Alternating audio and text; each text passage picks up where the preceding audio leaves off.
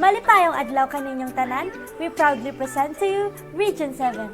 A region in the Philippines that is located in the central part of the Visayas island group, which is popularly known as the gateway for foreign and domestic tourism, lying in the midst of both air and sea traffic.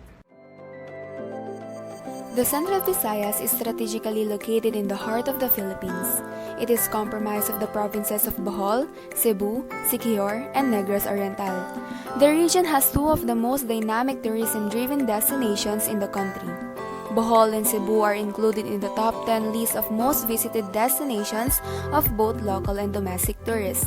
Siquijor, however, is slowly creating noise as an enchanting natural destination in the central Philippines. Cebu is in the heart of the Philippines, known to be the Queen City of the South and is the second city of the Philippines. The province is composed of 5 cities and 48 municipalities. Cebuano is the major language spoken in Cebu province, and Tagalog is also the common language. Cebu Island combines all the convenience of a modern metropolis with all the requirements of an island paradise. This historic city is one of the most popular jumping-off points in all of the Philippines for foreign visitors, with the busiest seaport in the Philippines and the second largest air hub. Expect a very active province with a high energy and a friendly vibe. Negros Oriental, also called Oriental Negros or Eastern Negros, is a province of the Philippines located in the Central Visayas region. Originally called Buglas, its name was named by the Spaniards who colonized the country. Referring to the dark-skinned natives that live on the island, the Spaniards changed its name to Negros. Negros Oriental is mostly about nature and people. In a country known for hospitality, this city stands out above the rest. Negros Oriental is culturally oriented towards Cebu. Most of the people who inhabit the coastal towns speak Cebuano. Other dialects spoken are Tagalog and Ilonggo. Known as the Mystic Island of Central Visayas, Siquijor is the southernmost island in the Visayan island group. During the Spanish time, the island was called Isla de Fuegos or Island of Fire. The reason for this is that the Spaniards, who were exploring the Visayas areas at that time, noticed that the island is covered with twinkling lights during nighttime. But in reality, these were just fireflies covering the mold of trees which are said to be their home. Siquijor is known throughout the country for its unique healing arts. Its centuries-old tradition of concocting local potions is still being practiced and used as an alternative medicine. Bohol Province is the 10th biggest island in the Philippines. The island is located in the middle of the archipelago and it is just over 4,000 square kilometers in size and is surrounded by 75 other small islands. On Bohol, most people speak Cebuano, or to be more exact, the local dialect of Cebuano called Boholano. It differs in some respect from the Cebuano spoken in Cebu. Bohol Island is a haven of tropical natural beauty. The coastline of the island is skimmed by gentle coves, stunning white sand beaches, lush green forests, symmetric hills, and incredible underwater life. Region 7, Port of Access. Since Cebu, Bohol, Negros Oriental, and Siquijor are islands provinces, they can only be reached by air and sea. Intra-region travel is also via sea. Tourists should consider going around the region during the same visit to maximize the sea access within the region. Cebu and Bohol also serve as jump-off point provinces in Mindanao. By air, considered as the country's second international gateway, Mactan Cebu International Airport is the main gateway to the region from various domestic and international destinations. Tagbilaran City Airport in Bohol is an alternative hub for domestic flights from Manila and Cagayan de Oro. By sea, To Go Travel offers regular ferry trips from Manila to Cebu and vice versa. Several shipping companies offers daily trips to Tagbilaran from Cebu, Cagayan de Oro, Dipolog, Dumaguete, and Manila. The province of Siquijor, on the other hand, is generally accessed through its three seaports located in Larena, Lazi, and Siquijor. Various shipping companies offer daily trips from Dumaguete, Tagbilaran, and Iligan City. Getting around the cities and municipalities within the provinces are connected through a network of concrete roads. Private van and car rentals are available to move around the region, as well as public modes of transportation such as multi-cabs or small jeepneys, tricycles, and motorcycles to get around towns. Major attraction in Region VII. If you want to visit historical and heritage attractions in Bohol, you can visit Blood Compact Memorial, Baclayon Church, Clarin Ancestral House, Punta Cruz Watchtower, Bohol National Museum, and the Gohoy Marker. If you prefer natural attractions, you can also visit Chocolate Hills, Philippine Tarsier Sanctuary, Lobok River, Abatan River, Balikasag Island, Panglao Island, Pamilakan Island, and Mag-Asa Falls. You can also wander built attractions in Bohol such as Hanging Bridge at Sevilla and Bilar Mahogany Forest. Historical and heritage attractions in Cebu. Magellan's Cross, Basilica Minor del Santo Niño, Fort San Pedro, Heritage of Cebu Monument, Magellan Marker, Lapu-Lapu Monument, University of San Carlos, and Liloan Lighthouse. Natural attractions. Olango Wildlife Sanctuary, Mactan Island, Nonok Cave, Bantayan Island, Malapascua Island, Camotes Island, Kawasan Falls, and Molbol. Built attractions. Taoist Temple, Fushan Temple, Mandawi Mactan Bridge, Plaza Independencia, Fuente Osmeña Park, and Taps. Historical and heritage attraction in Siquijor, Church of St. Francis of Assisi, San Isidro Labrador Church, and Kang Isok Old House. Siquijor natural attractions, Kambuhagay Falls, Cantabon Cave, Tulapos Marine Sanctuary, San Juan Beaches, San Juan Capilay Spring Park, Mount Bandilaan Nature Park, and Old Balete Tree. Lastly, the historical and heritage attraction in Negros Oriental, Silman University, and Dumaguete Bell Tower and Cathedral. The natural attractions of Negros Oriental, Casaroro Falls, Lake Balanan, Apo Island, Mabinay Caves, White Sandbar, Manjuyod, and Dolphin Watching Base. Food and delicacies in Bohol, Tablea, Barquillos, Kalamay, Peanut Kisses, Broas, Bibingka, Maruya, Biko, and Torta. Food and delicacies in Cebu, Lechon, Danggit, fresh and dried mangoes, Chorizo de Cebu, Mazareyal, Torta, Rosquillos, Bibingka, Binignit, Biko, Ampaw, Puto and Sikwate, Salvaro, and Ngohyong. Food and delicacies in Siquijor, Torta, native bread, peanut ball, banana crackers, salwaki or sea urchin, lumboy wine or Java plum wine. Food and delicacies in Negros Oriental, Silvanas, Sans Rival, Budbud Kabog, and Dumaguete Express. Accommodations in Bohol.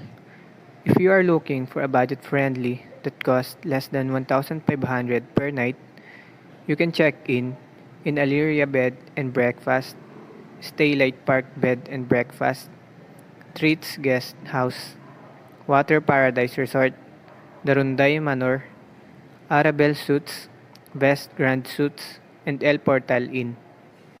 If you want a mid-range accommodations that cost 1,500 to 3,000 per night. You should go in Belian Hotel, Metro Center Hotel and Convention Center, 717 Cesar Place Hotel, Q Hotel, Ocean Suites Bohol Boutique Hotel, Bohol Tropics Resort, Bohol B Farm Hotel, and Dao Diamond Hotel.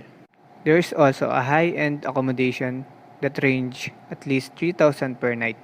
You are welcome in Casagpan Resort, Alona Q White Beach Resort, Panglao Homes Resort and Villas, Alona Tropical Beach Resort, The Peacock Garden, Flashing Meadows Resort, Bohol Beach Club, Henan Beach Resort, and Iskaya Beach Resort and Spa. Budget-friendly accommodation in Cebu. Cebu Budget Hotel, Guadalupe Grove Guest House, Leope Hotel, Pillows Hotel, and R Suites and Cafe. Mid-range accommodation in Cebu.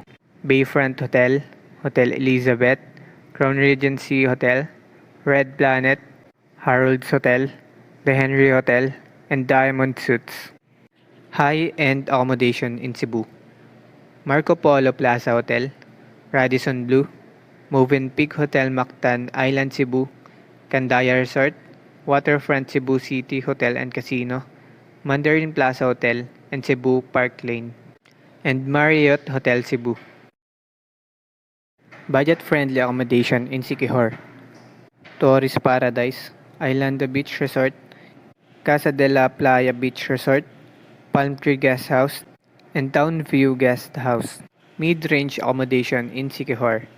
Gold View Beach Resort, Blue Wave Inn, Adayo Cove Resort, Tropicasok Siquijor, Natandre Highlands Hotel, and the Island Rendezvous Cottages. High-end accommodation in Siquijor. White Villas Resort, Calachuchi Beach Resort, and Lassie Beach Club. Budget-friendly accommodation in Negros Oriental. Go Hotels Dumaguete, Hostel Tropical, White Chocolate Hills Resort, Hotel Nicanor, Hotel Palwa, and Manhattan Suites Inn. Mid-range accommodation in Negros Oriental. Antulang Beach Resort, Hotel Essentia, Well Beach Dive Resort, La Residencia Almar Hotel, and Crazy Dive Resort. High-end accommodation in Negros Oriental. Atlantis Dive Resort, Salaya Beach Houses, Sea Dream Resort, Atmosphere Resort with Homes Condo Resort, Bahura Resorts and Spa, and Bravo Resorts. Central Visayas physical attractions are both natural and man-made. Some of the region's provinces enable visitors a glimpse of a rich history and tradition as well as its beautiful rich marine life. The region has numerous outdoor activities which provide opportunities for the more adventurous. Starting from the north of Cebu, which is the Bantayan Island, an island that most travelers call a paradise, with fine sand beaches, clear waters, and freshest seafood. There's a lot of fun things to do in Bantayan Island, such as island hopping, snorkeling, skydiving, and food tripping. Heading with the city area.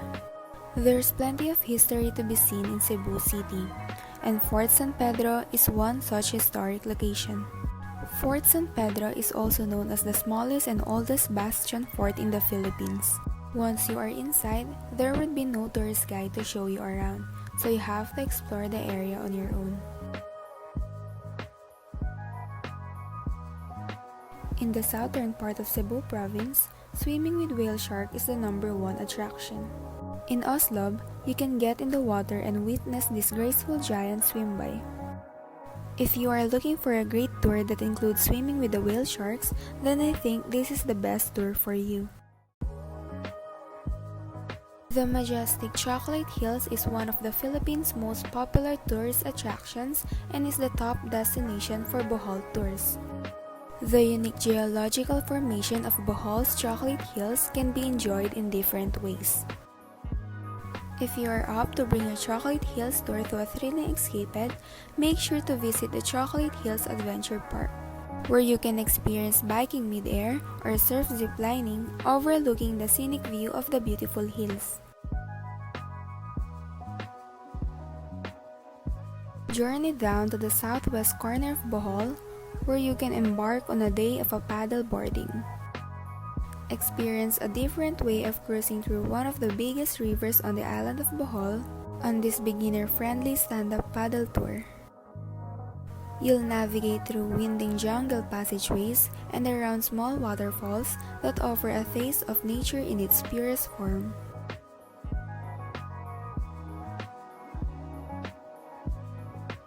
Apo Island is one of the best tourist spots in Negros Oriental, known being the best diving and snorkeling destination in the province. It is composed of coral beaches with crystal clear waters and just few meters away from the shore. Sea turtles can be sighted, and this is what makes Apo Island a great snorkeling destination.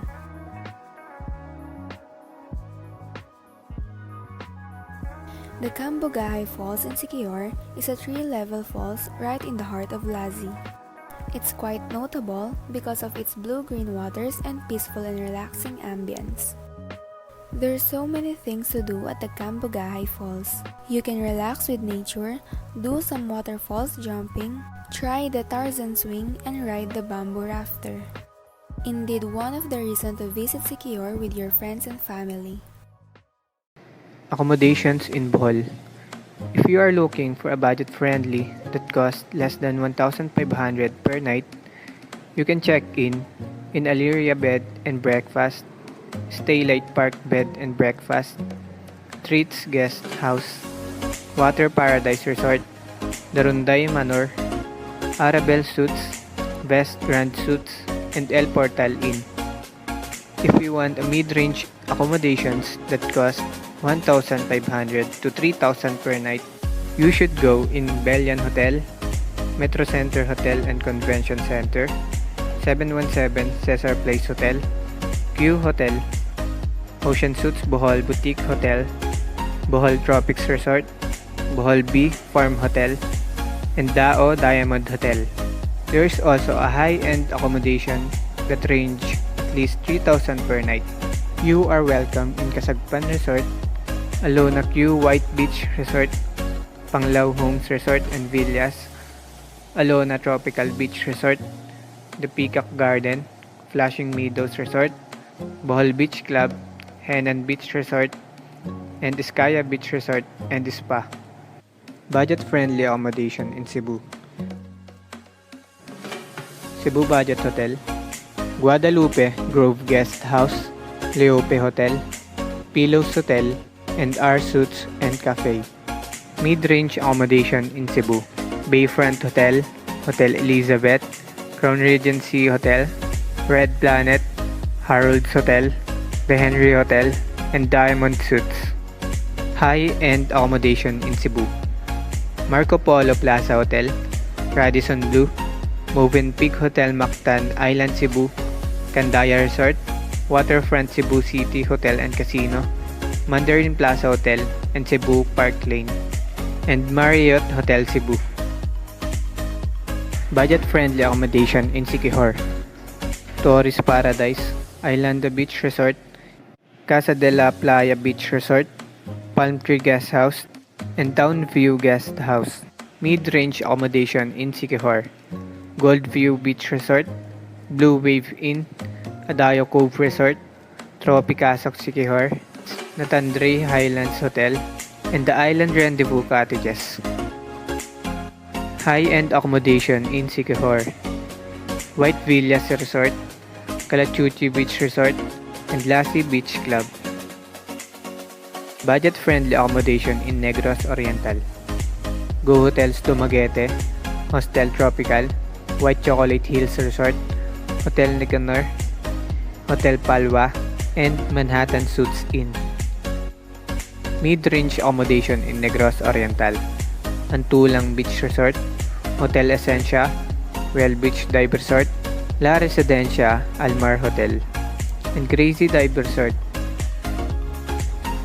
High-end accommodation in Negros Oriental, Atlantis Dive Resort, Salaya Beach Houses, Sea Dream Resort, Atmosphere with Homes Condo Resort, Bahura Resorts and Spa, and Bravo Resorts. Food and delicacies in Bohol.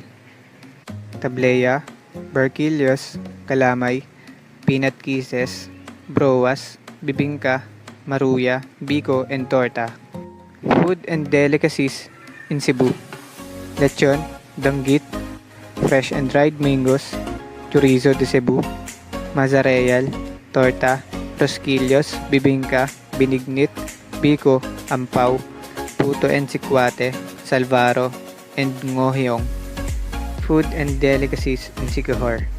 Torta, native bread, peanut ball, banana crackers, salwaki, or sea urchin, lumboy wine, or Java plum wine.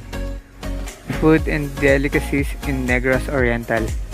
Silvanas, Sans Rival, Budbud Kabog, and Dumaguete Express. Fiesta is an edible mark in the heart and soul of every Filipino.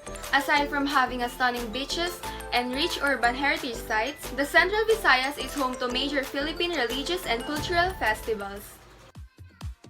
Cebu has one of the most colorful and world-renowned festivals in the Philippines. Cebuanos celebrate different festivals in different towns and cities. Some fiestas being celebrated are religious celebrations. Among many religious festivals in Cebu Province, Sinulog Festival is the biggest and one of the most popular festivals of the Philippines in honor of Señor Santo Niño de Cebu. Sinulog Festival is held every third Sunday of January and was one of the most important events in the religious history of the Philippines, as it paved the way to the birth of Christianity in the country. Next is Kadaugan sa Mactan Festival in Cebu. This celebration falls on every 22nd to 27th of April in Lapu-Lapu City. It commemorates the historic battle between Ferdinand Magellan and Mactan Chief Captain Lapu-Lapu. Tostado Festival is celebrated every third Sunday of April and it's located in Santander Place. Tostado is their famous delicacy, which is a sweet toasted biscuits. The festival emphasizes the highlights of a street dancing that uses different movements of making the tostado. Bohol is also an exciting island full of vibrant festivities that are loved by locals and tourists alike. Perhaps, the most popular festival in Bohol is the Sandugo Festival. Sandugo Festival is a month-long celebration held in Tagbilaran City every July. It is a commemoration of the blood compact of Dato Sicatuna and Miguel Lopez de Legazpi. A month-long festival that showcases cultural shows and agro-industrial fairs. The Ube Festival is held every once a year to celebrate the crop that feeds Bohol in other parts of the country. Ube grows best in the island province of Bohol than in any other parts of the country. The Ube Festival is a concrete proof of the Boholanos' love for ube and their culture in general. Sambat Mascara Irrigata is a festival celebrated every first Saturday of December in honor of Lawais Town's second patron, Saint Francis Xavier.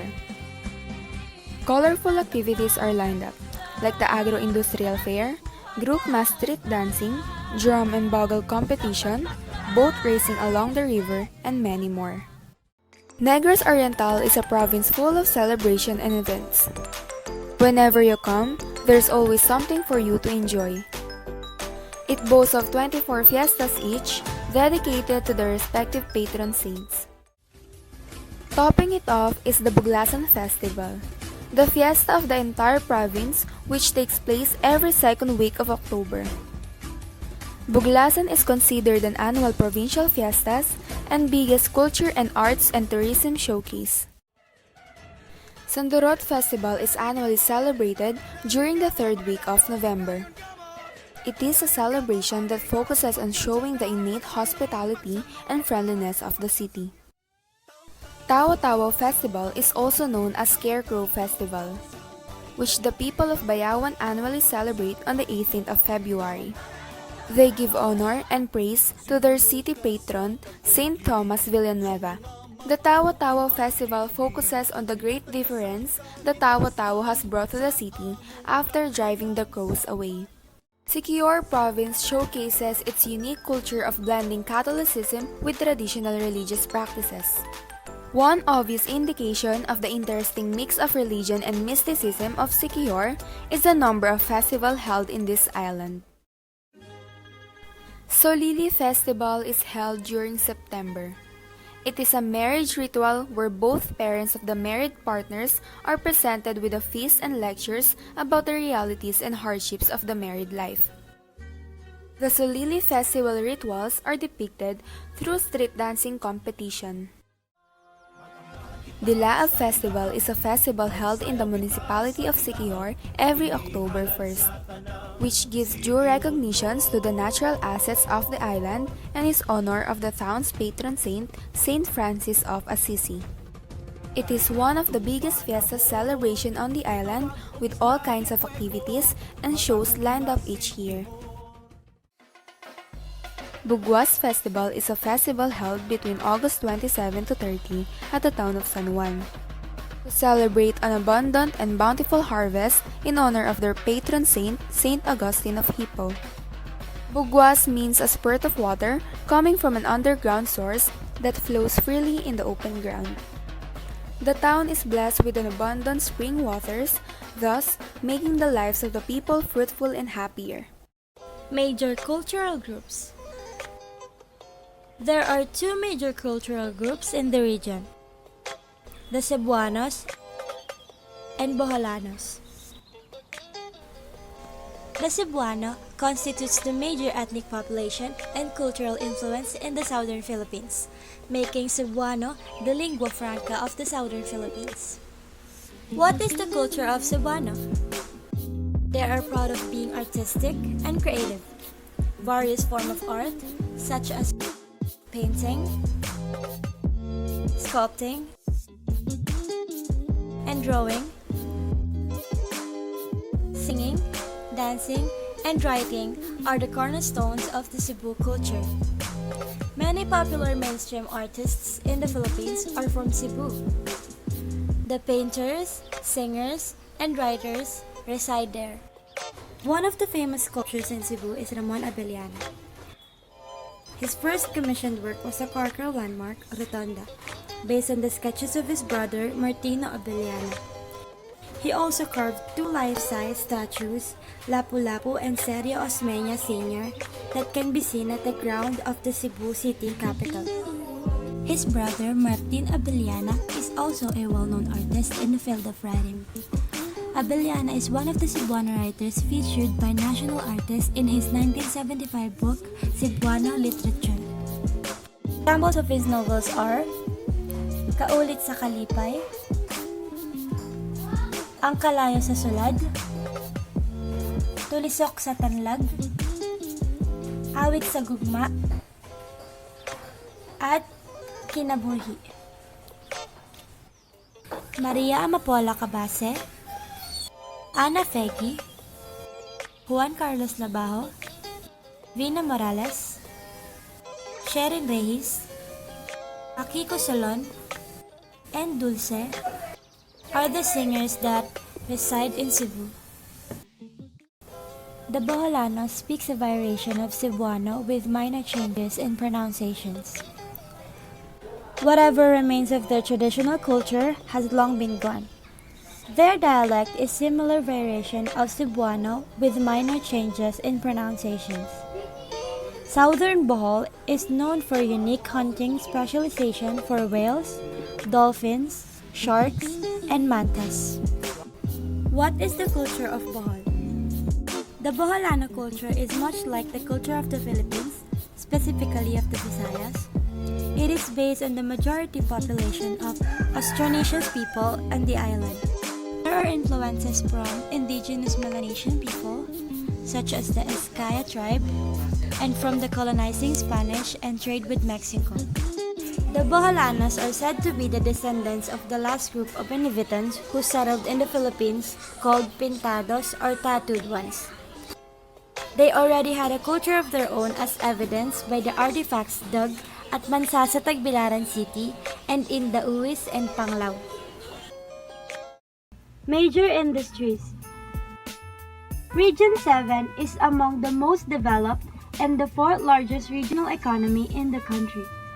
By having island provinces, the major industries in the region include agriculture, fishery, and shipping. Agriculture is the science or practice of farming, including cultivation of the soil for the growing of crops, and the rearing of animals to provide food, wool, and other products. Fishery includes any industry or activity concerned with taking, culturing, processing, preserving, storing, transporting, marketing or selling fish or fish products. Shipping is the transport of goods by sea or some other means. Ships considered collectively, especially those in a particular area or belonging to a particular country. The region is dominated by native speakers of 4 Visayan languages: Cebuano, Bantayanon, Boholano, and Porohanon. Cebuano, also known as Binisaya, Bisayan, Cebuano, Sugbuanon, Sugbuhanon, Visayan, is the major language of Visayan Islands.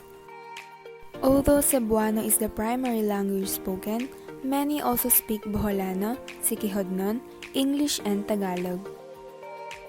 The main language spoken in Siquijor is Cebuano. English, as well as Tagalog, is also spoken by most of the residents. These are some of the Bisaya words to help you explore in welcoming or communicating with local people. To make a good first impression and learn how to politely greet and introduce yourself to a local, this is what you're going to say. Maayong adlaw kaninyong tanan, Rain ang akong ngalan. Nagpuyo ako sa Manila City. Malipayon ako kay na ako diri. Daghang salamat! To make translation to what I've been spoken, it's good day everyone. My name is Rain. I live in Manila City and I'm happy to be here. Thank you. However, in Bohol, which is part of Visayas, the dialect Bolanon speak is Visayan, but sometimes call it Cebuano dialect because of the similarity it has to Cebuanos.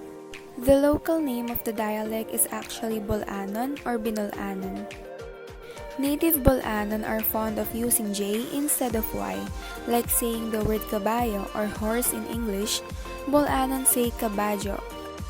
Now, let's learn a few Binolanon words. Hello! Maadjong adlaw sa inyong lahat. Awang nan kay Rain. To make translation, it's hello, good day everyone. My name is Rain. In Negros Oriental, Bisaya and Hiligaynon are the main dialects generally spoken in the household of Negros Oriental. It is also known as Ilonggo because many of its speakers originate in the province of Iloilo. When introducing yourself to a local, this is what you're going to say. Hi! Ang ngalan ko ay si Rain. Nalipay ako na makilala kita. To make translation to what I've said, it's Hi, my name is Rain. It was nice to meet you. Travel and interesting trivia. I listed 5 travel and interesting trivia about Region 7. The first one is, there are 3 highly urbanized cities in Region 7, which is Cebu City, Lapu-Lapu City, and Mandaue City. The second one is, Bohol and Cebu belongs to the major islands in Visayas. And let's not forget that Cebu Island is the site where Ferdinand Magellan was killed in the Battle of Mactan in 1521. Also, the Sinulog Festival in Cebu is one of the famous festivals in Visayas.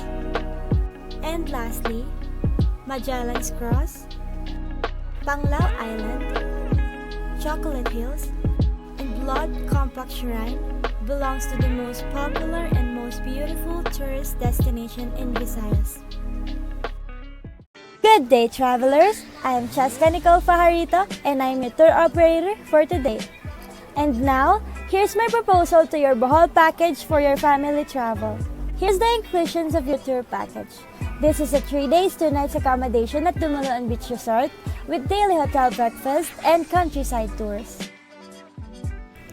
Countryside tours include man-made forest, torture viewing, Baclayan Church, Chocolate Hills, a buffet lunch at Lubbock River Cruise, and at Aproniana Gift Shop. Day 1. Guests will arrive at the airport 8 a.m. Guests will transfer to the hotel at 9 a.m. Breakfast will be served at 9:30 to 10 a.m. They can leave their luggage at the hotel lobby. Then free time starts at 10 a.m. to 11 a.m. After their free time, guests will proceed at their first day tour at the Baclayan Church. After the tour, guests will be back at exactly 2 p.m. for check-in time. Another free time starts at 2 p.m. until 6 p.m. Then dinner will be served from 6 p.m. until 9 p.m. Day 2. Breakfast starts to serve from 6 a.m. to 10 a.m. After breakfast, guests will proceed at the man-made forest at exactly 9 a.m. to 10 a.m. Then they will proceed at the torture viewing. Guests will return to their hotel and take their free time from 2 p.m. until 6 p.m. Dinner will start to serve from dinner will start to serve from 6 p.m. until 9 p.m. Day 3. Breakfast starts to serve from 6 a.m. to 10 a.m. After breakfast, guests will proceed at the Aproniana Gift Shop at exactly 9 a.m. to 10 a.m. After the gift shop, they will be back at the hotel to arrange their belongings. Guests will proceed at the airport to wait for their departure time at 3:30 p.m. Now, here's my proposal to your Bohol package for your eco-tourist. Here's the inclusions of your tour package. This is a 2 days, 1 night accommodation at Panglao Island Beach Resort with daily hotel breakfast and countryside eco-tours. Day 1. Arrive at the airport at 8 a.m.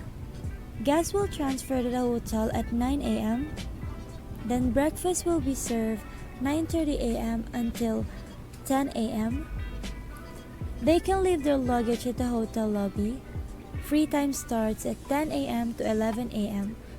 Then guests will proceed at their first day eco tour at the Butterfly Conversation Center.